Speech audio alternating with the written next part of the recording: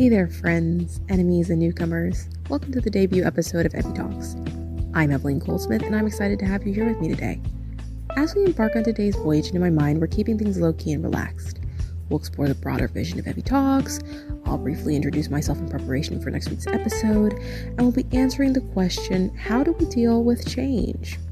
So I'll be the first to say that yes, it is a bit of a sporadic episode this week, but I promise it'll be worth your while in the long run. Without further ado, let's get into it.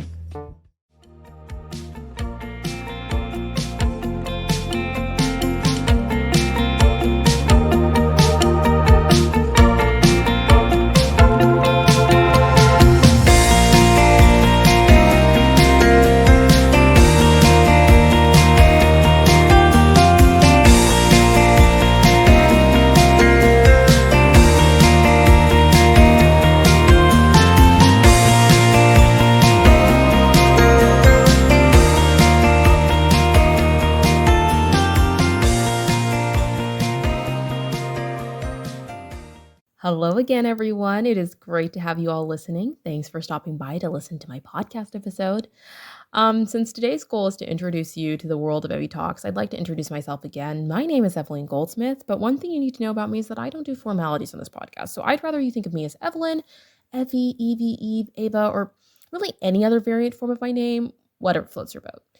I would describe myself as an introverted teenager with a dry sense of humor, perfectionist mindset that at times can be crippling, and someone who isn't afraid to speak her mind. So all in all, a complex person with many layers and facets to her personality, skills, and interests, just like everyone else. My main goal in life is to reach people poignantly and to leave a mark on the world that can be felt long after I'm gone, even if I myself am forgotten. And though I may at times be brusque, disillusioned, and even nihilistic, I remain hopeful that the future holds something special.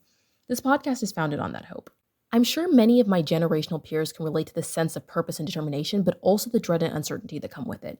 Even though we're young and maybe we haven't always succeeded in our ideas in the past or just haven't found the proper opportunities yet, we all strive for something better in the present and for the future. Yet we also as a generation have collective experiences of disenfranchisement and desensitization, and so we live in this very confusing limbo as far as our identities and what we're meant to do with our lives. It can really only be described within my own mind as a haze of lack of clarity. But that being said, many of us also share an attitude to keep pushing forward no matter what, and believe that something great awaits us at the end of the haze, because something here in this world, no matter how heavy it feels, is worth fighting for. And ultimately, this podcast is about progressing towards those possibilities for our collective future. Since childhood, I have been captivated by the concept of making the world a better place. So for about a decade, I've been developing ideas and exploring an ever-growing and seemingly never-ending series of solutions to the problems that I have observed surrounding us, even in the most polished parts of our civilizations. This podcast is a part of that journey. Since I commenced on this vision when I was 7, my thoughts have changed and adapted over time. Still, I'm eager to share my findings with others and contribute to the collective effort to improve our current culture. I believe that the world is in desperate need of mediators, balanced speakers, artists, innovators, philosophers, theologians, entrepreneurs, etc. In essence, people driven to create change.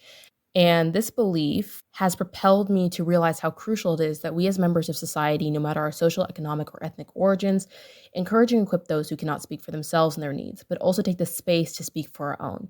So on this podcast, we will explore everything from contemporary issues to things from the past. I will discuss with you, dear viewer, matters relating to our personal growth. I'll explore concepts I ponder frequently and what may be unfamiliar subjects for some of my audience, and sometimes, but not anytime soon, we will delve into the beauty of human connection and the power of collective action through the guests we have from time to time. This podcast will hopefully be a place of support and understanding, a place to share our stories and create meaningful connections. But in addition to that, I also want us to laugh, to have fun, because the world can be such a dark place. Sometimes you just need to laugh. I want us to laugh at the absurdities of the world we live in. I want us to embrace them. I want us to own our mistakes and learn from them, and ultimately find joy in the little things as well as the big things. So here we will explore the nuances of life and the moments that make us think. In short, to summarize this podcast, I would say it is a bit of everything. And I freely admit that's a bit vague and it's a bit scattered, but I hope people might appreciate the scattered format because it feels more organic and authentic to who I am as a person, and it's kind of a reflection of how my life has been for the last 17 and a half years. Today, though, we are not honing in on that. Don't worry, though. Next time, we'll be getting to know a little bit more about me. You'll get a peek at the skeletons in my closet. But for now, we're moving on to the next and the last segment of our podcast episode for today.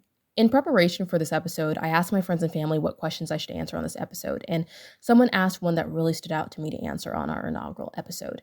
How do you deal with change? But before I answer that question, I would like to preface something that will be true for the remainder of our episodes together. This has not always been true, and I may shift my mindset on this again, but as of now and when I talk on this podcast, unless I specifically say so, I am not giving advice because I do not believe I am in a place to give advice. Some believe that providing advice is an act of imparting wisdom, while others argue that it is simply a personal opinion that may or may not be correct. Personally, I do not believe I have the right to give advice, as it suggests that I'm an expert on a particular topic or situation and that my opinion is well thought out and carefully tested. The truth is, not everything that I will say will be right, and not everything that comes out of my mouth is or will be wise. So instead of offering advice, I prefer to say that I'm providing perspective.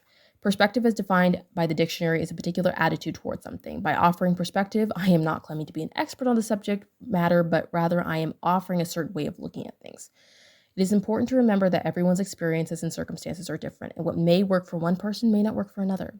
Therefore, I find that it is imperative to approach each situation with an open mind and by a case-by-case basis, as well as a readiness to listen and learn. By providing perspectives instead of advice, I am striving to facilitate a more collaborative and respectful dialogue and environment that allows for growth and understanding. So as I move to answer this question and future ones, I want people to really understand that. In life, change is inevitable, whether we like it or not, and whether or not we want to accept it. Life is constantly changing. To endure, we must adapt to the evolving circumstances that appear in our lives. In some cases, change is expected and exciting. In others, it is abrupt and deeply disheartening. Depending on the way that change enters our lives, our reaction to change can be varied. The thing I always try to remember when I find myself in these periods of transition is that the only thing I can control, whatever the situation and however I'm feeling about it, is myself. And that no matter what happens around me, I am responsible for my responses and reactions. Sometimes when the change doesn't make sense or isn't what I wanted or expected, I have to remind myself that the things I least expected or wanted in the past, ultimately, despite the trial they may have presented, have turned out to be the things I needed the most, or at least have served as an important lesson that have made me into the person I am today. Change can never be handled in one way. It's almost always quite multifaceted, so there's no best way to handle change. The best way I personally find to deal with change, though, is to embrace it and deal with all the emotions that come with it. That is whether it is pain or joy, anger or excitement. And I like to talk through whatever I'm facing with my Lord and Savior, Jesus Christ, with my God, my Savior, or I like to sometimes talk to myself and just try to calm myself down, help myself process, or I go and talk to people who understand me, but also hold me accountable when I'm not being fair, or maybe I'm being a little over dramatic, over exaggerating how this change is affecting me. And those people can generally help me rationalize and compartmentalize my feelings so I can find better clarity and direction. So the question was, how do you deal with change? As I said, I can't truly give one piece of advice or tell you this is exactly what you should do for change. But what I have said is what I know helps me. And that's the perspective I have to offer. So I hope that helps you, whoever asked that question. And with that, I'll let y'all go. See you next time, where we'll answer a very important question in a much longer episode. Evelyn Goldsmith? Who's she? See you on the other side. Have a great day, everybody.